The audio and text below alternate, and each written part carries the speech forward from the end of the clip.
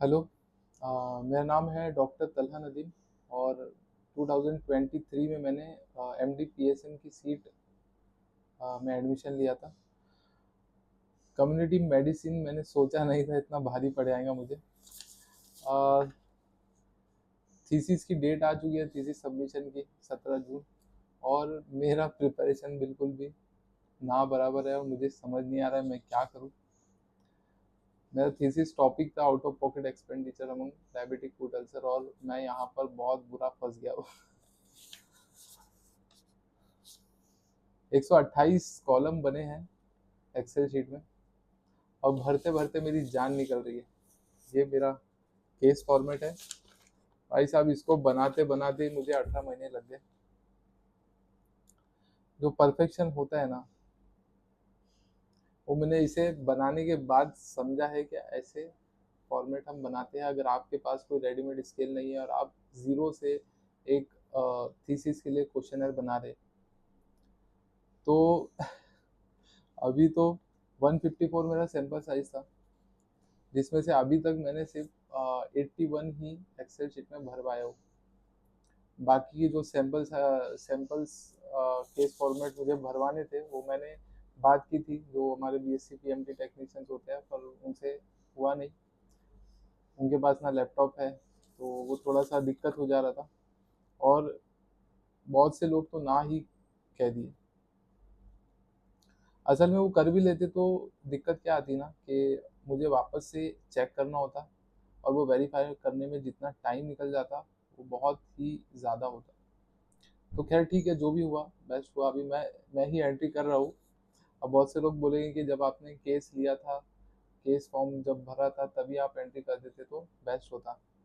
क्या होता है ना, फर्स्ट ईयर और सेकेंड ईयर में इतना टाइम नहीं मिलता है कि आप केस लेकर आओ और आप भरना चालू कर दो।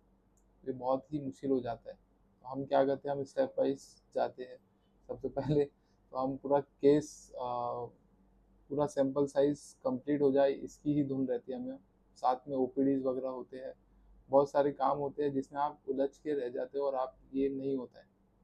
हमारे सीनियर्स ने भी हमसे यही कहा था कि टाइम पर अपना एक्सेल शीट भर लेना, नहीं तो बहुत मुश्किल हो जाएगी। बहुत से लोग बोलेंगे कि आपने गूगल फॉर्म क्यों यूज़ नहीं किया। क्यों यूज़ नहीं किया, ये तो हमने क्या बताया अभी। तो हमारे गाइड वगैरह होते हैं, उन्हें वो थोड़े पुराने विचार के होते हैं, तो वो उनको लगता है कि अगर आप हार्ड कॉपी भरते हो तो उसमें ज़्यादा डिटेल्स आप ऐड ऑन कर सकते हो कंपैरिजन टू गूगल फॉर्म, जो कि एक लिमिटेड स्पेस देता है। बात तो सही है, पर अभी हमें बहुत दिक्कत जा रही है, क्योंकि मैंने एआई भी ट्राई किया, नोटबुक एलएलएम भी ट्राई किया। उसमें क्या हो रहा है कि वो डेटा पूरी तरह से भर नहीं रहे, और फिर मुझे वापस से वही चेकिंग करना पड़ रहा है, प्रॉपरली उसको इंसर्ट करना पड़ रहा है, तो बहुत लंबा हो जा रहा है। एक्सेल का ओसीआर भी हमने ट्राई किया, पर वो भी हो नहीं पा रहा है। तो लास्ट सॉल्यूशन मेरे पास यही बचा था कि मैं खुद ही टाइप करूँ और एक्सेल शीट भरूँ। और मोस्ट ऑफ द चीज़ें क्या हो जा रही है ना, जैसे कि आप देखेंगे कि इसमें केस फॉरवर्ड में कुछ कुछ चीज़ें ना हम टिक करते हैं, जैसे कि ये टिक करना होता है, तो वो तो ये डिटेक्ट ही नहीं कर रहा है। लिखना तो आप छोड़ ही दिए, जो लिखाई है नेचुरल लैंग्वेज वाली, वो तो उसमें भी करेक्शन लग रहे हैं, साथ में जो टिक करने होते हैं बॉक्सेस, वो तो वो डिटेक्ट ही नहीं कर रहा है।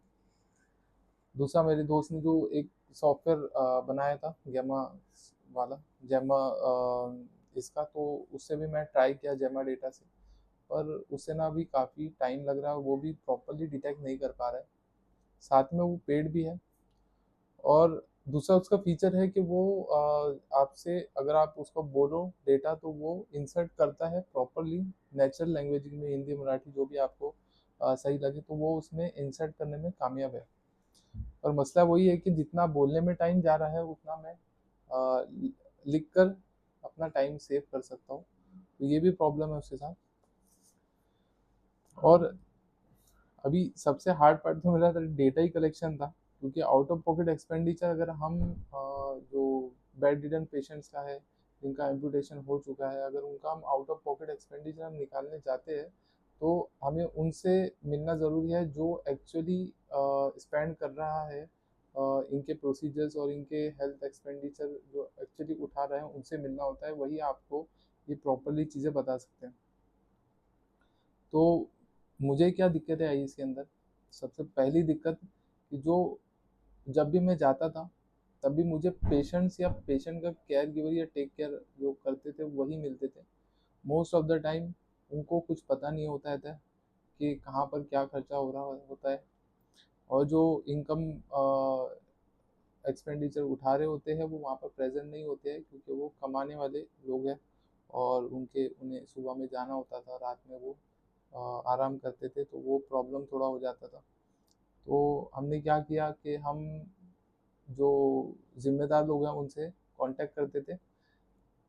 फर्स्ट कांटेक्ट में मुझे जितना भी हिस्ट्री उनसे मिलता था मैं वो लिख लेता था, और जहाँ पे पैसों की बात आती थी जितने भी उनके पास बिल्स होते थे तो मैं वो लेकर कैलकुलेट कर लेता था, तो मुझे ज़्यादा बेटर हो जाता था। फिर मैं उनसे मोबाइल वगैरह नंबर ले लेता था, तो मेरी उनसे बात पहले ही मैं करके रखता था कि मैं ये टाइम पर आने वाला हूँ, आप अवेलेबल हो क्या, या फिर आप जब भी अवेलेबल हो तो प्लीज़ मुझे थोड़ा टाइम दे देना। अब सपोज़ रात के 8 बजे वो बोलते हैं कि मुझे मैं आप अवेलेबल हूँ, मैं ये टाइम पे आ रहा हूँ हॉस्पिटल। मैं जब भी मिलने जाता था तो 1-2 बात करने के बाद उनको कुछ कुछ ना कुछ और दूसरा काम आ जाता था, तो वहाँ पर हॉस्पिटल के कामों में लग जाते थे, तो मेरा डेटा फिर से इनकम्प्लीट रह जाता था। तो जो भी नए स्टूडेंट्स हैं पीएसएम वाले, कम्युनिटी मेडिसिन के, वो ये बात ध्यान रखें कि ये प्रॉब्लम्स आनी है, ठीक है। हेल्थ टेक्नोलॉजी असेसमेंट में ये सब आता है, तो कॉस्टिंग एनालिसिस होता है, तो इसके अंदर ये दिक्कत आनी है। अगर आपको डायरेक्टली डेटा नहीं मिलता है पेशेंट से, तो आप ये बिल्कुल भी ना करें। मेरा दूसरा दोस्त है, उसने HIV पे किया है, जो ART ट्रीटमेंट पे है, तो उसका थोड़ा सा इजी हो जाता है क्योंकि पेशेंट वहाँ पर एम्बुलेटरी होते हैं और डायरेक्टली वहाँ पर ART सेंटर पे चलते हुए आते हैं, तो उनका डेटा लेना थोड़ा आसान होता है कंपैरिजन टू जो पेशेंट एडमिट है। ईज़ करने के लिए मैंने ओपीडी पेशेंट्स भी लिए, और उसमें मुझे इतना डिटेलिंग नहीं मिलता है क्योंकि उनके पास मोटा-मोटा हिसाब होता है, पर फिर भी मैंने लिया है। अब वो मुझे एनालिसिस में थोड़ा-सा प्रॉब्लम देगा, लेकिन हमें दोनों चीज़ें कंसीडर करनी है कि ओपीडी और आईपीडी में कितना खर्च होता है। तो ये भी एक प्रॉब्लम है। तो बेसिकली आप एक पायलट स्टडी करोगे तो आपको ये चीज़ें समझ में आएँगी क्या-क्या दिक्कतें आती है।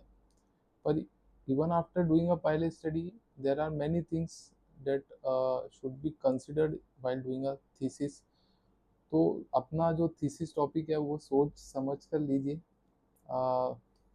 मैं तो बहुत बुरा फंसा हुआ ऐसा मुझे लग रहा है। मुश्किलें तो आती रहेंगी, अगर मुश्किलें नहीं आई तो हम सीखेंगे कैसे, ठीक है।